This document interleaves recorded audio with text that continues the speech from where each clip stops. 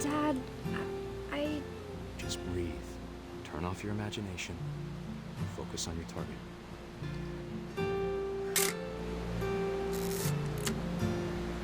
Let me get behind you. Do I have to do this? Dawn, you don't have to do anything. But if you want to survive, you'll need to be strong.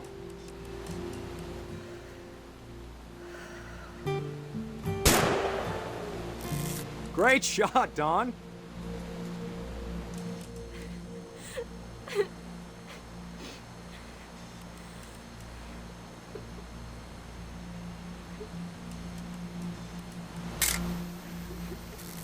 I'm proud of you, Dawn. Always remember that, okay?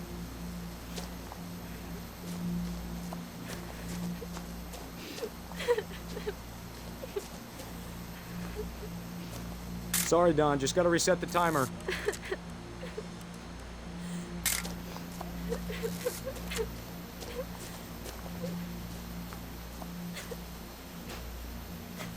Dad, it's twitching. I think That's it's totally still... normal, Dawn. Just focus on the camera. Try not to think about... Dad!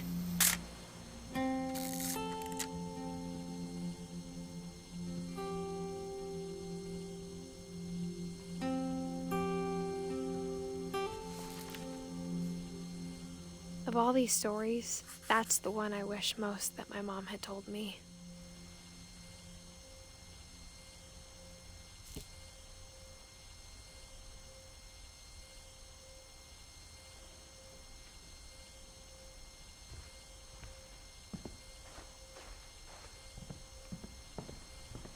Instead of hiding from death, Sam seemed to go out of his way to meet it.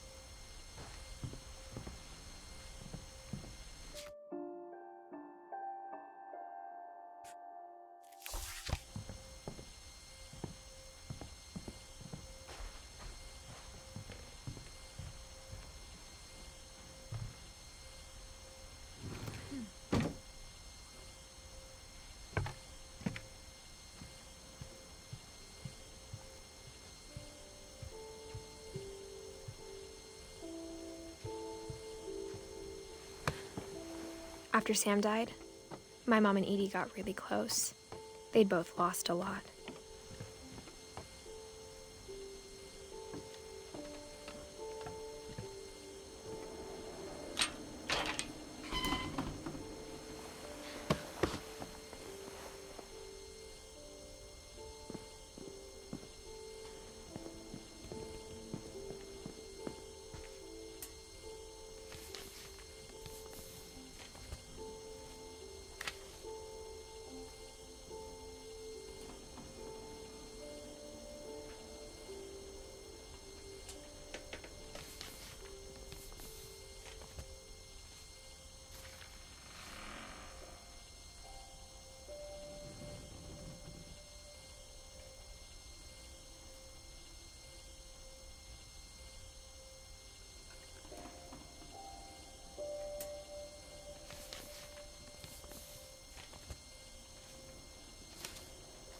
Dear Kay, do you remember the way Gregory used to laugh when he thought he was alone? Like something funny was happening, but only he could see it. I think he saw things the rest of us don't.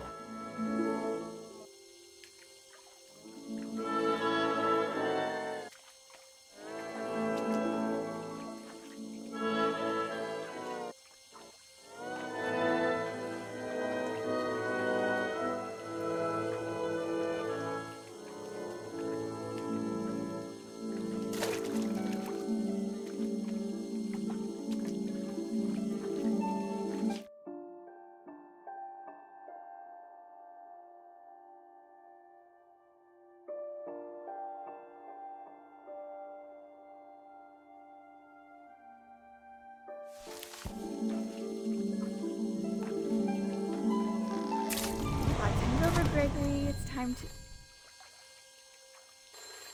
Hold on, sweetie. Hello? Sam, I told you I don't want to talk right now. I wonder what he saw. What his world was like.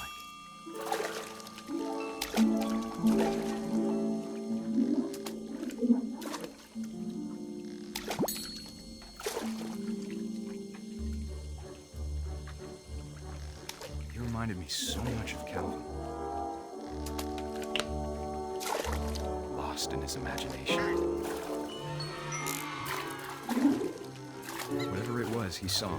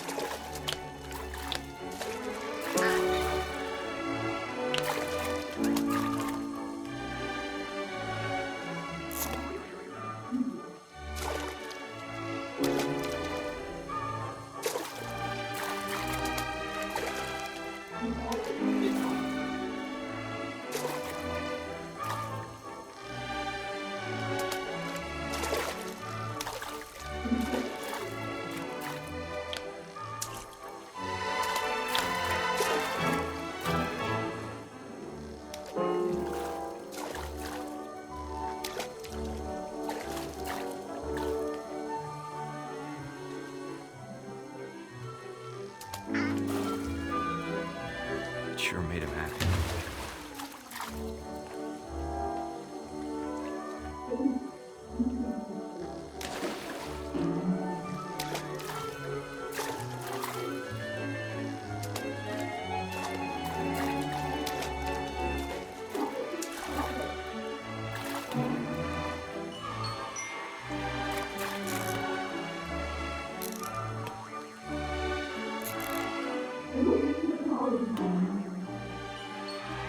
How silly it sounds.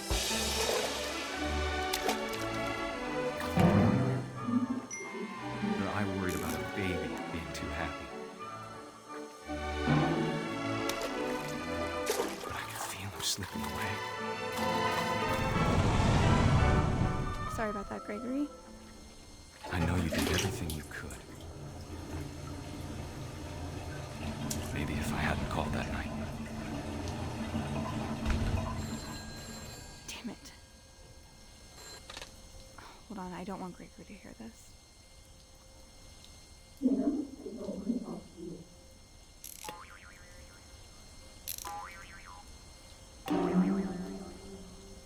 I wish he could have told us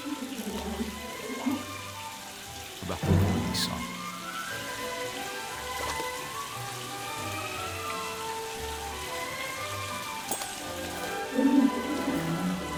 There's so much I don't understand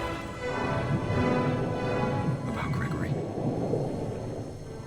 about everything.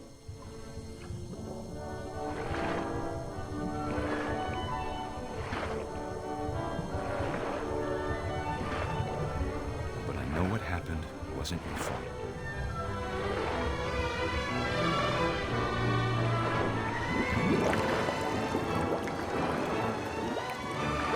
I'm sure he's happy.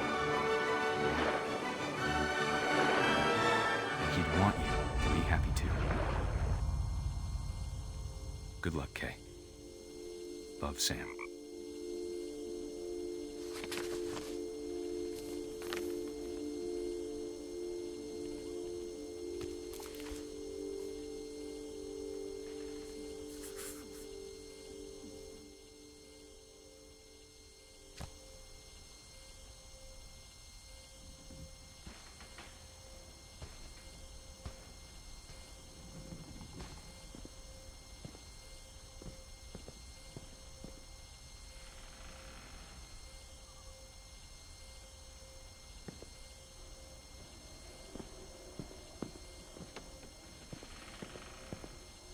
I can't imagine my mom ever writing poetry, and yet...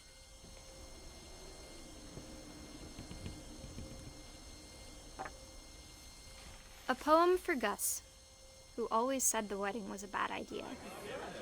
Our father never hit us kids, at least not very hard, before the day my brother said with teenage disregard that he'd be dead before he'd see a wedding in our yard.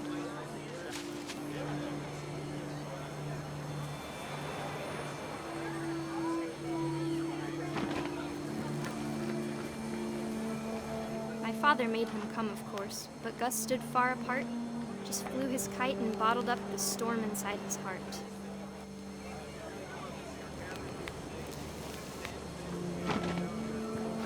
I tried to talk him out of it, but though he'd never met her, we don't need a stepmom, were the words that... I now pronounce you husband and wife. You may kiss the bride.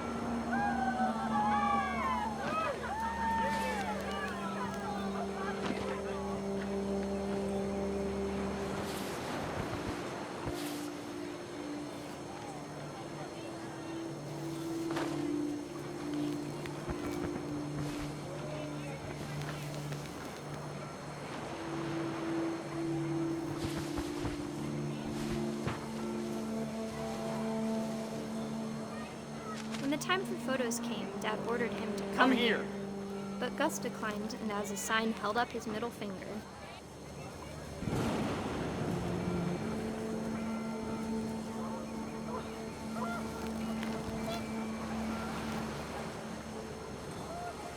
The wind picked up, and panicked geese appeared and quickly went. But all the humans did that day was go inside the tent.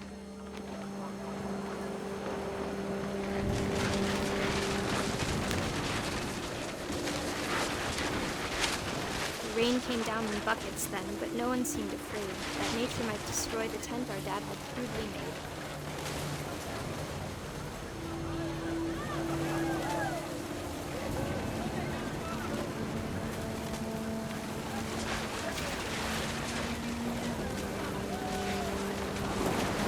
The thunder sounded much too close and full of angry power, but all my father said to this was, "Make the music louder."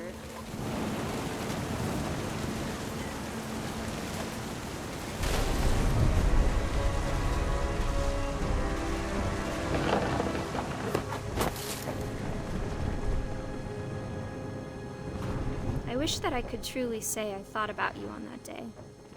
Out there on the beach alone, just you, the wind, the sea, and foam. But I didn't, until we found you.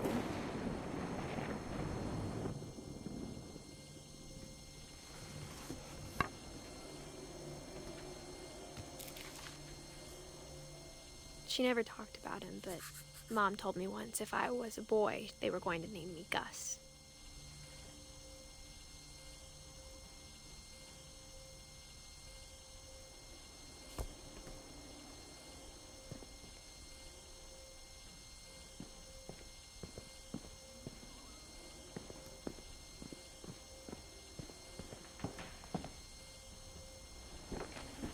My mom moved up to the loft after her brothers died.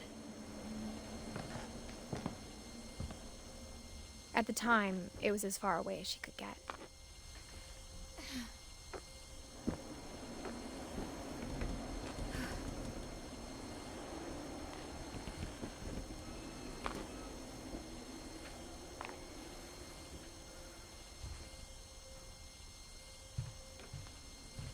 Religion was another thing my mom never talked about, but I think it helped her a lot after her dad died.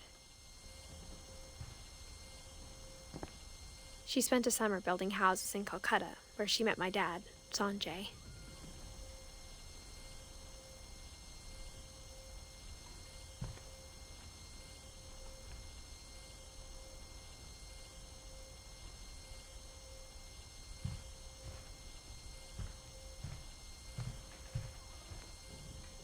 My mom moved to India a week after graduation and got a job teaching English. Louis was born a year later.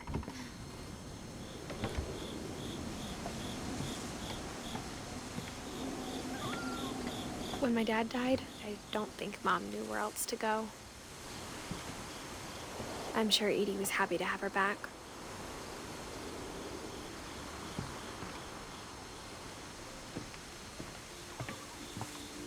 And to see kids in the house again.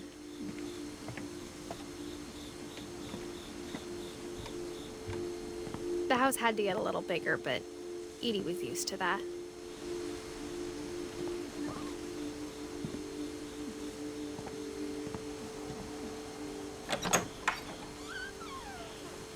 And for a while, things were good, almost normal. But it didn't last.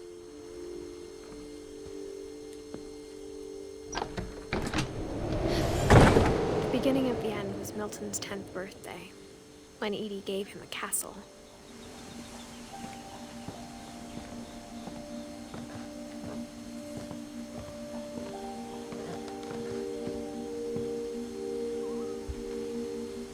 After Milton disappeared, the only thing he left behind was a room full of paintings.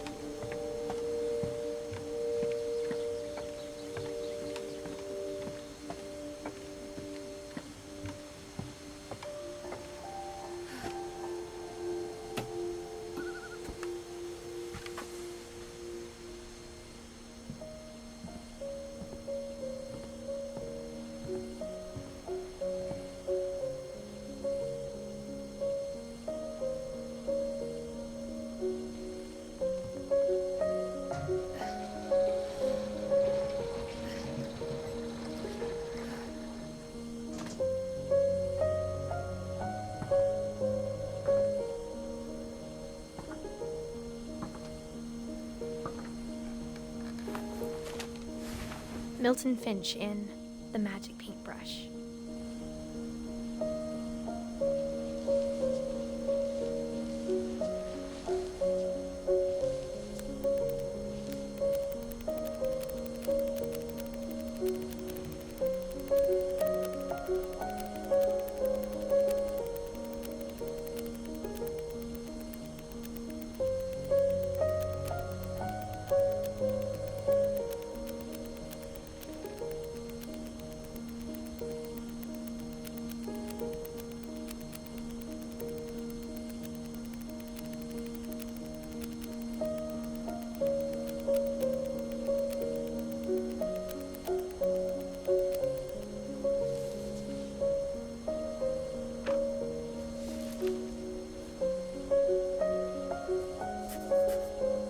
I was 4 when Milton disappeared.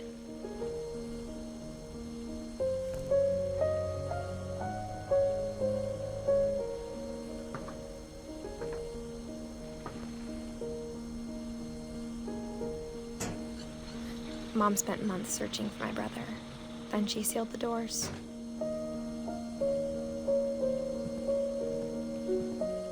Whatever Milton had found in the house, Mom didn't want it getting out.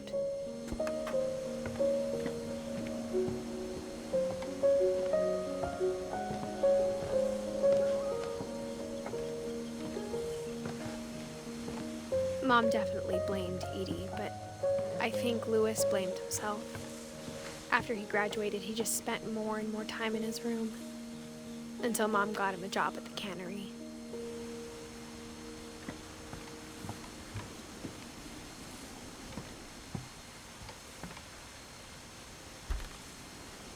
Everyone always told me to stay out of Louis's room, except Louis.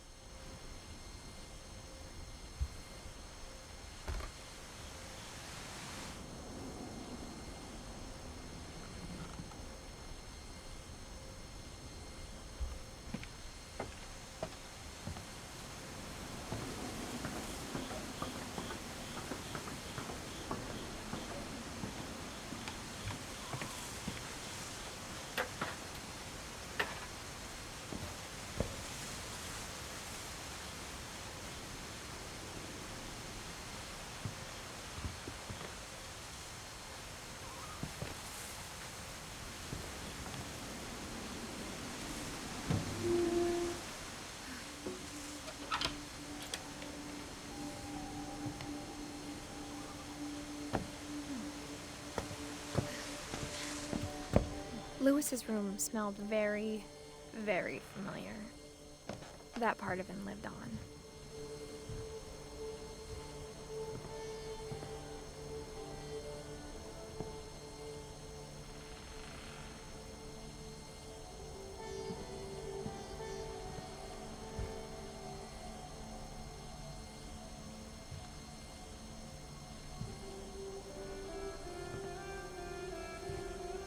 Lewis and I spent a lot of time playing games together, but he was surprisingly bad at them. He died a lot.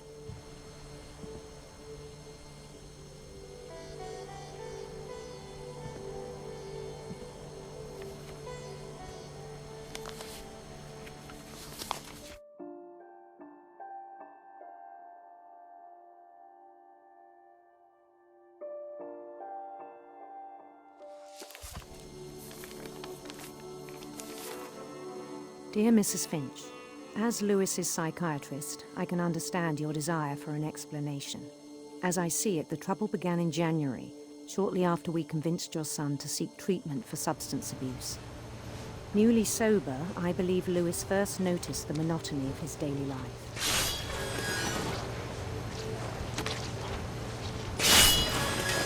He kept working at the cannery.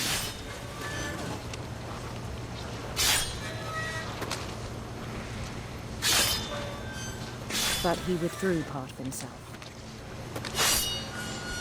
In our sessions, I saw the same behavior. His mind began to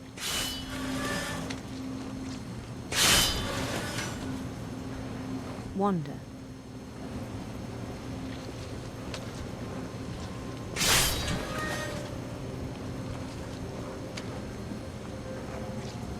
I asked him to describe it.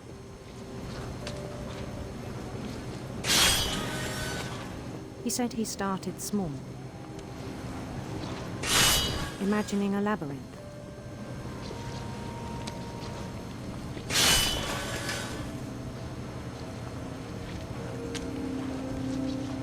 He'd feel his way about.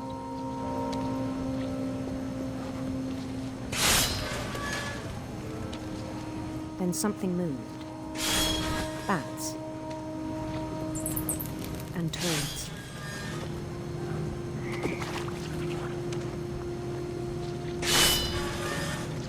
And things that have not names. He knew it was all in his head.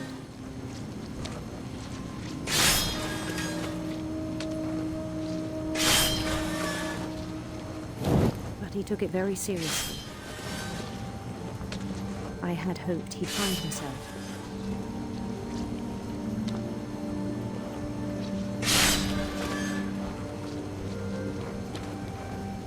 But he found something more. I worried about him then, daydreaming at the cannery. I spoke with his boss. But he said Lewis had become a model employee. Methodical, tireless, focused. Like a whole new Lewis. So I let him go on.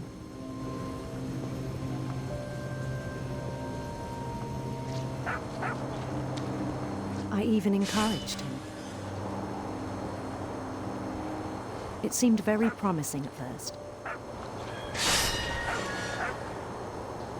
He told me he'd made a new friend.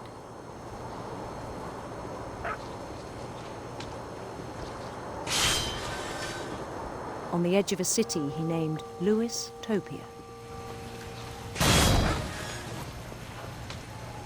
He built the city up slowly, brick by brick.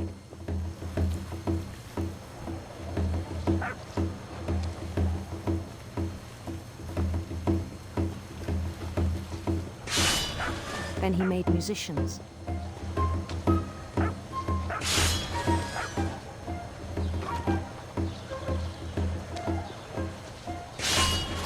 And songs for them to play.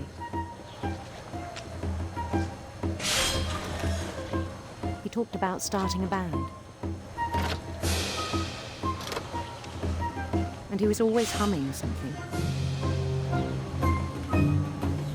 day his imagination grew stronger.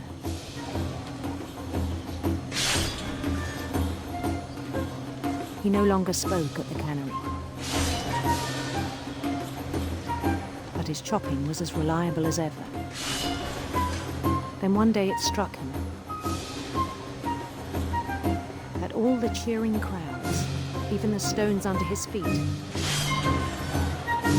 were all in his imagination, so he could do whatever he wished.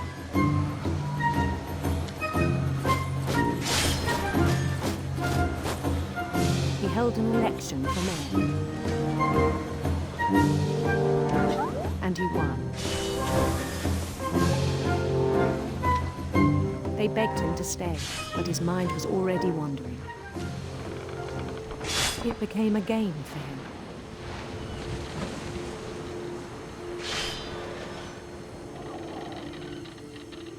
He'd conquer a city, then immediately push on. New Louisville.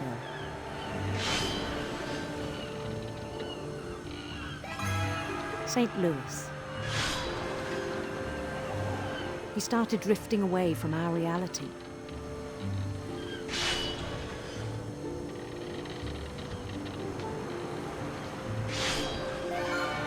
Minneapolis.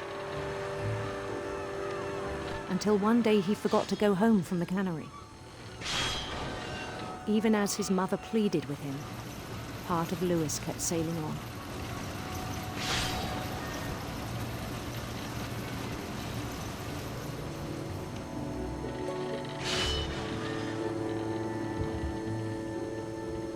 In Louisburg, he heard rumors of a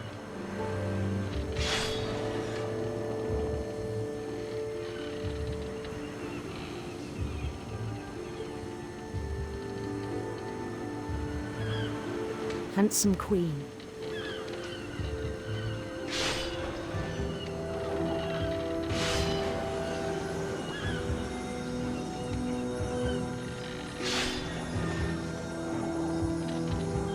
The queen was on her own quest for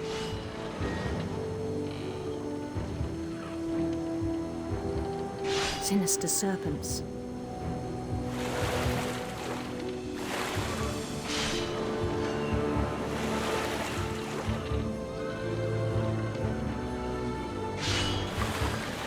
He followed the sound of her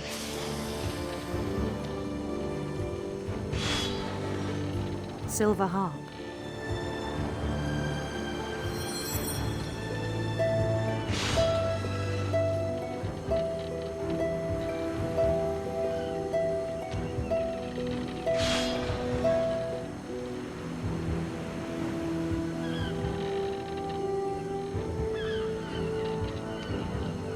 His chase led him to a golden palace east of the sun and west of the moon.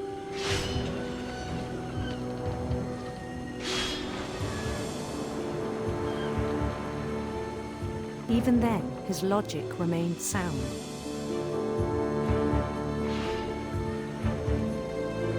He knew the world was all in his imagination.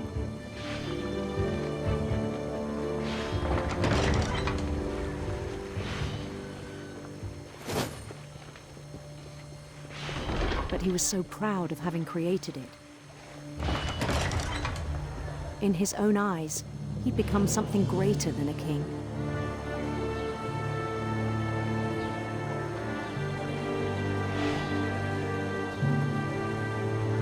For someone who'd never known success in the real world, I think it was overwhelming. And then it struck him that the real Louis was not the one chopping salmon, but the one climbing the steps of a golden palace.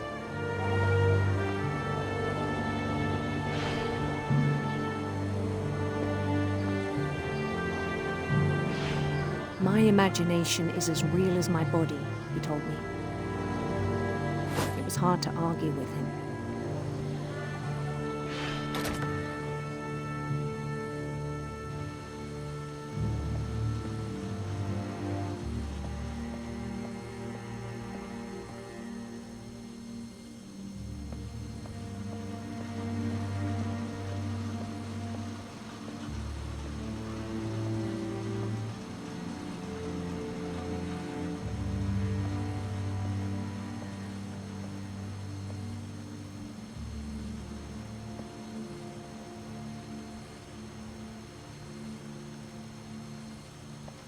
began to forget the world we know.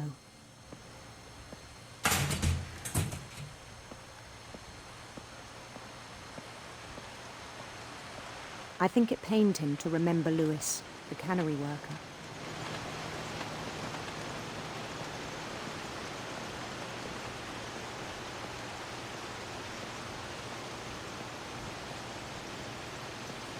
He began to despise the man with a royal contempt.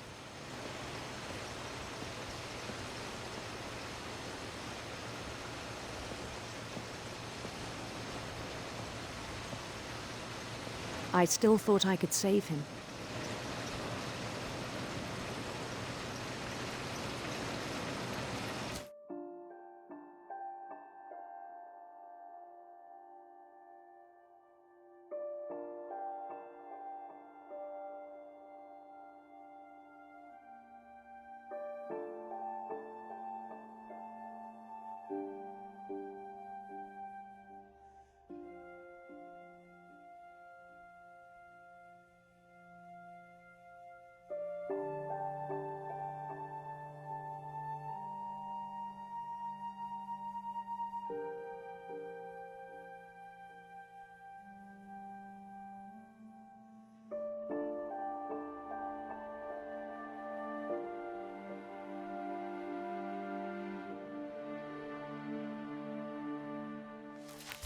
Even after he said he was being crowned king over all the lands of one...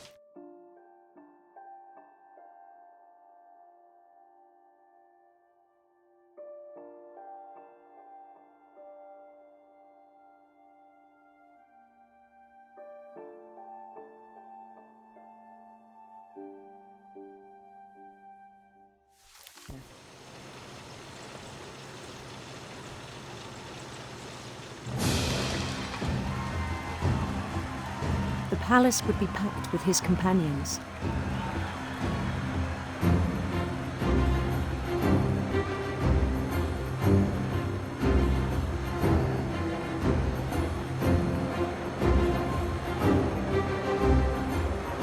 Including the wise Calico who'd insisted on advising him.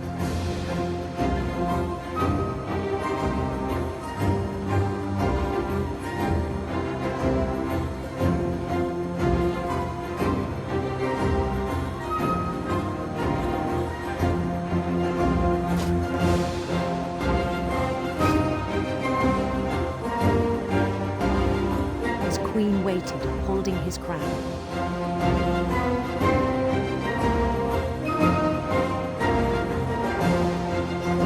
There was only one thing left to do.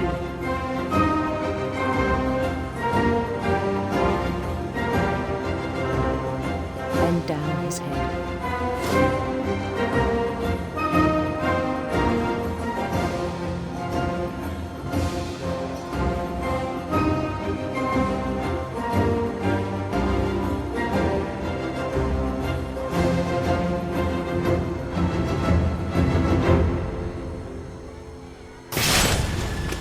I think you know. Mrs. Finch, your son was a kind man who will be missed by all of us who knew him.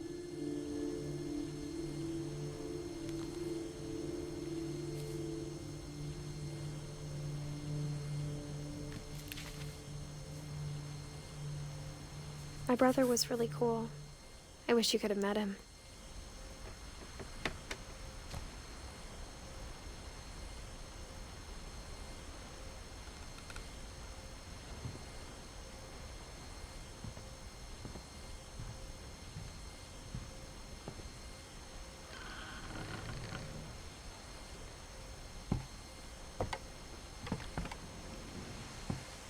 On the way back from Lewis's funeral, my mom told me to start packing. She waited until the day before we left to tell Edie. I'm not sure if she wanted to make it easier or harder.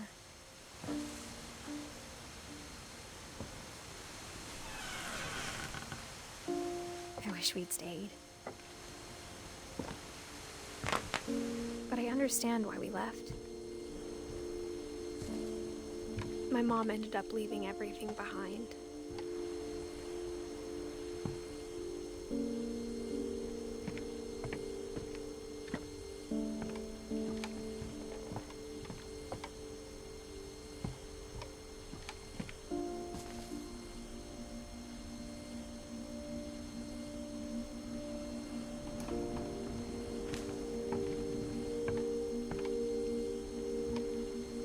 What happened that night had been coming for a long time. Maybe it should have come sooner.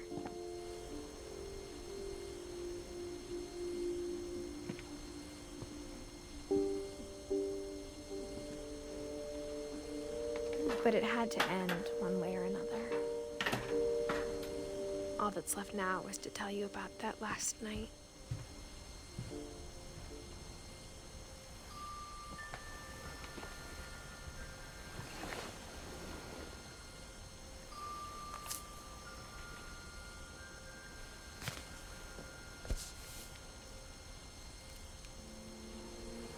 That whole last day, Edie just watched us pack and didn't say a word. Until supper, when she raised her glass and said, "To our final night together, and all our final nights apart." Grandma, you know what I said about alcohol. Some of your medications are very Edith, specific. I left a present for you in the hallway. Why don't you go open it? The grown-ups have to argue now. I'm sorry, you're right. We're all leaving tomorrow. Let's just enjoy our last... I'm not leaving. Edith, you're excused.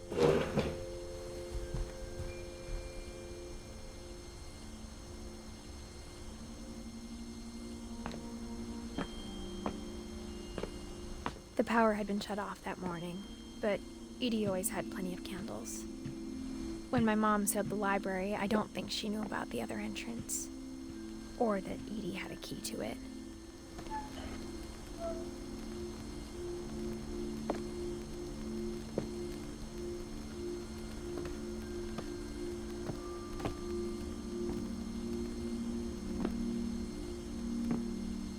That thing you're afraid of isn't going to end when you leave the house.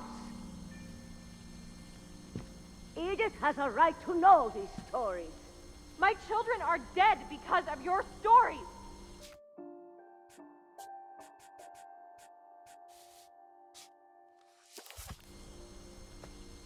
I think it's best if Edith and I leave tonight.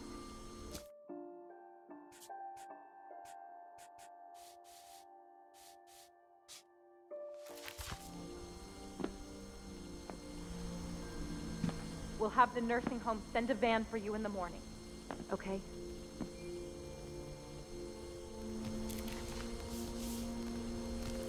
Dear Edith, there's so many stories I wish I could tell you, but there's only time for one.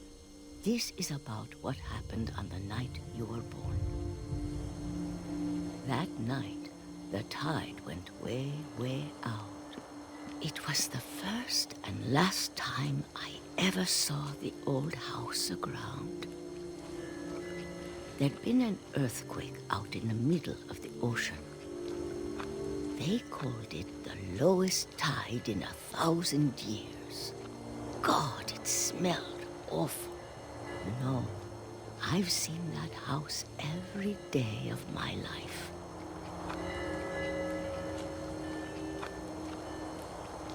But I never thought I'd go back to it. When the fog rolled in, I lost my way.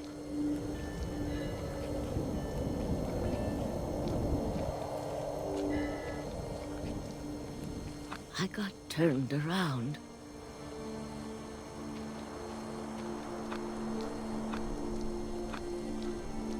I started seeing things.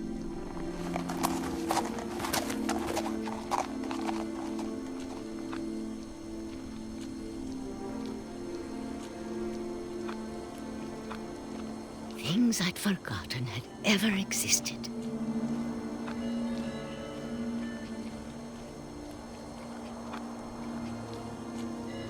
But when I saw them, they felt like old friends. That night, a lot of things came back to me. Or maybe I came back to them.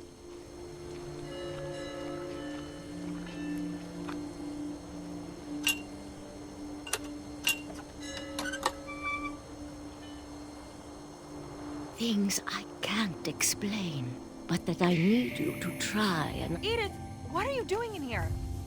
It's mine. Edith! Mom, you're gonna rip it. Let go. kicked and screamed, but Mom dragged me to the car. I never saw Great-Grandma Edie again. The next morning, the van came to pick her up, but she was already gone. After that, we moved around a lot.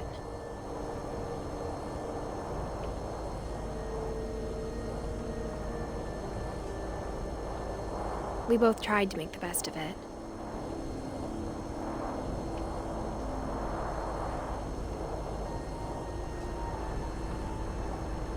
A few years went by.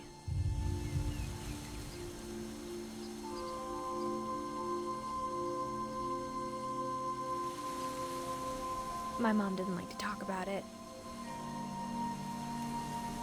but she started getting sick a lot.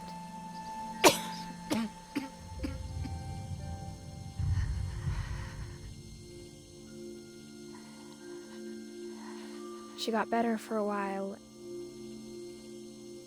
and then she didn't. And then I was alone. The last Finch left alive.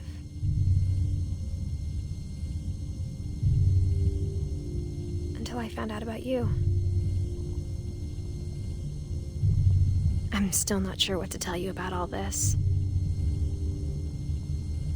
If we lived forever, maybe we'd have time to understand things. But as it is, I think the best we can do is try to open our eyes. And appreciate how strange and brief all of this is.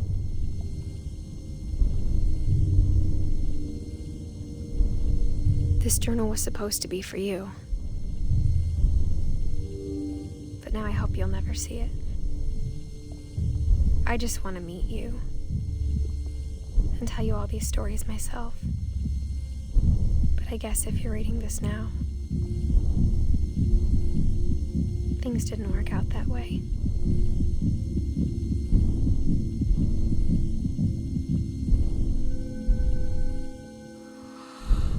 This is where your story begins. I'm sorry I won't be there to see it. It's a lot to ask, but I don't want you to be sad that I'm gone. I want you to be amazed that any of us ever had a chance to be here at all. Good luck.